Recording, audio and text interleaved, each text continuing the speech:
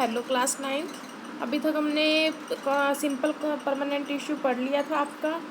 हमने एपिडर्मिस मैंने आपको बताया था क्या होती है, उसके अंदर स्टोमेटा होते हैं, ठीक है ना। यहाँ तक तो हमने कंप्लीट पढ़ लिया था।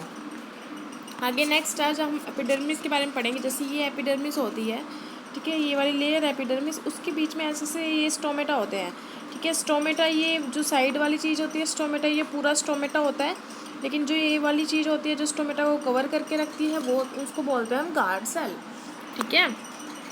ये है हमारा लेटरल व्यू और ये है हमारा सरफेस व्यू, ठीक है। एपिडर्मिस मैंने आपको बताया था, यहाँ तक आपका कंप्लीट हो गया था।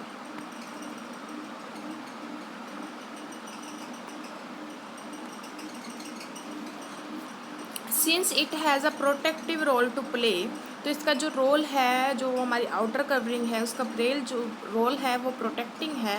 Cell of epidermal tissue form a continuous layer, जो इसके सेल टिश्यू के जो सेल्स हैं वो कंटिन्यूस लेयर बनाते हैं विदाउट इंटरसेलुलर स्पेस, कोई सेलुलर स्पेस नहीं होता। Most epidermal cells are relatively flat होते हैं। Often their outer and side walls are thicker than the inner wall, inner wall के मुकाबले वो जो बाहर वाली वॉल होती है वो ज़्यादा थिकर होती है। अभी मैंने बताया आपको you can observe small pores हमने ऑब्जर्व किए हैं here and there in the epidermis of the leaf की एपिडर्मिस में। दिस पोर्स को हम बोलते हैं stomata. Stomata are enclosed by two kidney-shaped cells called guard cells. They are necessary for exchanging gases with the atmosphere.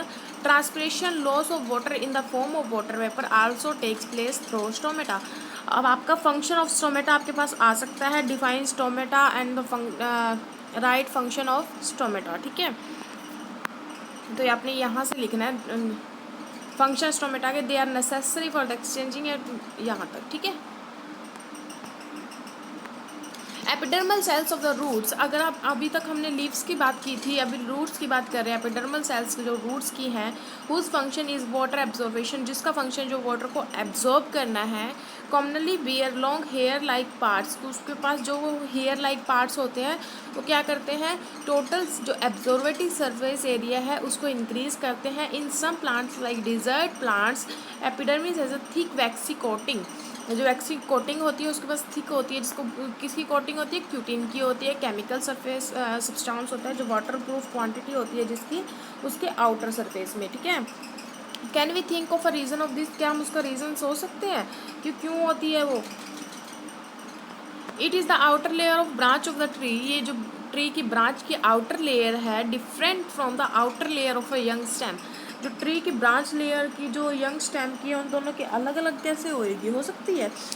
As plant grow older, जैसे जैसे plant जो है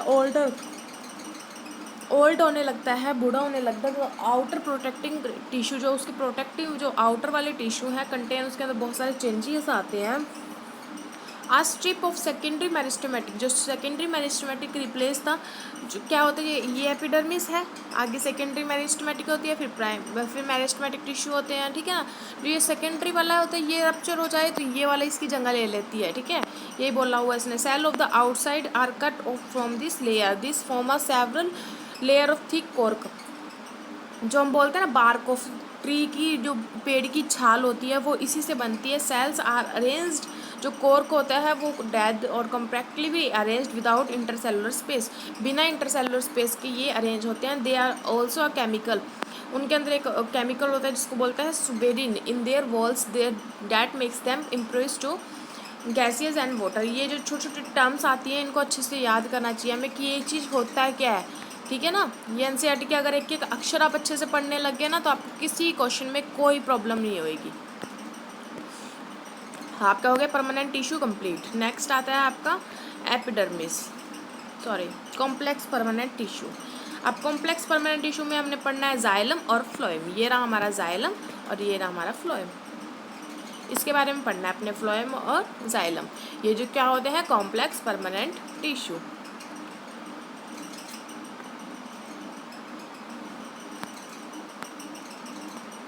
The different type of tissue we have discussed until now are made one type of cells. हमने अलग अलग tissue discuss करे हैं which look like each other and such tissue are called simple permanent tissue. Simple permanent tissue वो tissue होते हैं जो एक ही टाइप के टिश्यू एक साइड से अरेंज्ड होते हैं और वो एक ही तरफ से एक दूसरे की तरह ही दिखते हैं और एक दूसरे के जैसे ही फंक्शन परफॉर्म करते हैं, उन्हें बोलते हैं सिंपल परमानेंट टिश्यू। अब परमानेंट टिश्यू के बाद एक और आता है कॉम्प्लेक्स टिश्यू। जो कॉम्प्लेक्स टिश्यूज़ होते हैं वो made up of more than one type of, अलग अलग सेल से मिलके बने होते हैं, लेकिन वो जो सेल होते हैं वो अलग अलग सेल्स होते हैं, लेकिन वो कोऑर्डिनेट होकर, वो इकट्ठा होकर एक कॉमन फंक्शन, एक जैसा फंक्शन परफॉर्म करते हैं। जो जाइलम और फ्लोएम है वो इसका एग्जाम्पल है कॉम्प्लेक्स टिश्यू का। They are both conductive tissue and the constituent of a vascular bundle. Vascular and conductive tissue is a distinctive features of a complex plant. One that has made possible their survival in the terrestrial environment. इनका ये जो अलग अलग sales इकट्ठे होकर एक function perform करते हैं, इनका मतलब क्या होता है, टेरेस्ट्रियल इन्वायरमेंट में अपने आप को सर्वाइव करना, ठीक है। Showing a section of stem can see different type of vascular bundle. अब बात आती है हमारे पहले जाइलम की। जाइलम के अंदर क्या क्या होता है, ये जाइलम और फ्लोएम आपने देख लिया कौन कौन से होते हैं। ये फ्लोएम है, ये हमारा जाइलम है, ठीक है। अब हम बात कर रहे हैं सिर्फ जाइलम की। जाइलम के अंदर क्या क्या होता है, ठीक है। पहले मैं आपको पढ़ा देती हूँ फिर आपको समझाती हूँ। जाइलम के अंदर कंसिस्ट ऑफ ट्रैचेट्स, ट्रैचेट्स होते हैं, वेसल्स होते हैं, जाइलम पैरेन्काइमा होते हैं और जाइलम फाइबर्स होते हैं। और इन चारों के अलग अलग फंक्शन होते हैं, सब फंक्शन करते हैं, लेकिन वो इकट्ठा होके एक जाइलम बनाते हैं, ठीक है। The cells are thick wall, जो सेल्स होती हैं इनकी वो थिक होती हैं, बहुत मोटी होती हैं। And many of them are dead cell, और बहुत ज़्यादा इसमें क्या होती हैं, डेड सेल्स होती हैं। ट्रैचेट्स और वेसल्स जो क्या करते हैं, ट्यूबुलर स्ट्रक्चर होते हैं। They allow them to transport water and minerals vertically, वो वाटर एंड मिनरल्स को वर्टिकली ट्रांसपोर्ट करते हैं।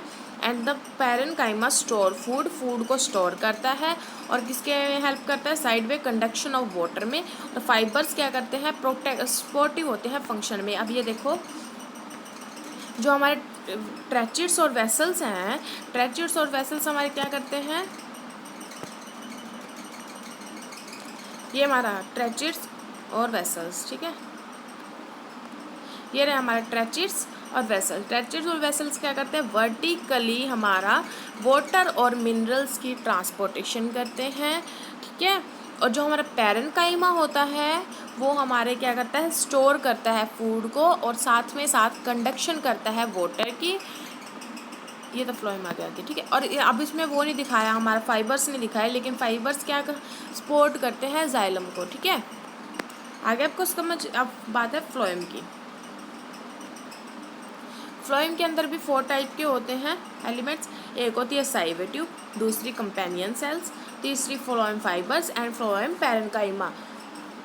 Phloem parenchyma. Sieve tubes are tubular, जो साइवे ट्यूब्स होती हैं वो ट्यूबुलर सेल्स होती हैं विद परफोरेटेड वॉल्स, ठीक है। परफोरेटेड वॉल्स के साथ जो उसकी ट्यूबुलर स्ट्रक्चर होता है। और फ्लोएम इज़ अनलाइक जाइलम, जो फ्लोएम है वो जाइलम से थोड़ा अलग होता है। In that material can move in both direction, इससे क्या होता है, जो मटेरियल होते हैं वो अलग अलग डायरेक्शन में मूव कर जाते हैं। फ्लोएम जो है ट्रांसपोर्ट करता है फूड को लीव्स से दूसरे पार्ट सेल, प्लांट के दूसरे सेल्स के अंदर, ठीक है। ये रहा हमारा फ्लोएम का स्ट्रक्चर। ये हमारी साइवे प्लेट्स, ये जो ये ऊपर वाली है ये साइवे प्लेट्स है, लेकिन जो ये नीचे वाली हैं ये साइवे ट्यूब हैं। और ये साइड में फ्लोएम पैरेन्काइमा है जो इसके फूड को स्टोर करता है। ये पैरेन्काइमा के अंदर जो है हमारे वो कंपेनियन सेल है, ठीक है। आगे समझ।